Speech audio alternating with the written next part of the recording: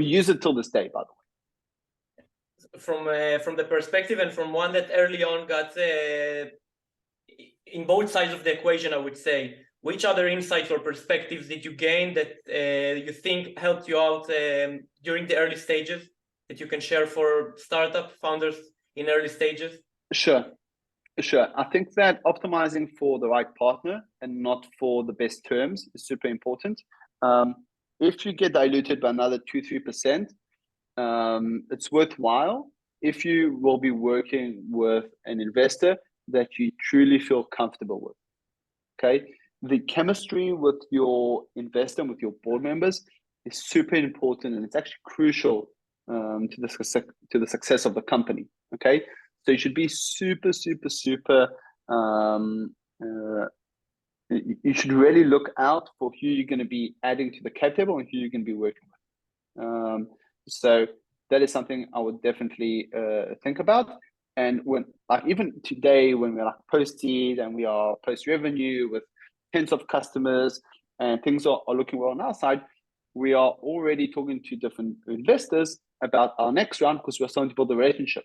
And during building a relationship, you can understand who are the people you want to work with and who are the people you don't want to work with. Who are the people that are already bringing value on an interest in building a relationship, and who are the ones that are just waiting for you to start raising so they can kind of dip their toes in the water and then say, okay, I'm going to invest in you. We are believers of long-term relationships, and it's something that even if you aren't raising at the moment, go meet investors, go talk to them, go validate the idea with them. Don't expose too much, okay, because you don't want to kind of burn yourself in front of them, but try and understand how to manage the relationship correctly. As a former investor, I had those insights, so it was easier for me to manage that and manage the relationship side of things. What do you mean by saying not expose too much? So you don't want to get and meet a VC and pitch your idea without validating it, because what happens what happens behind the scenes is that investor goes back to his internal CRM, adds your name of the company and what you do, and he marks you as relevant or not relevant.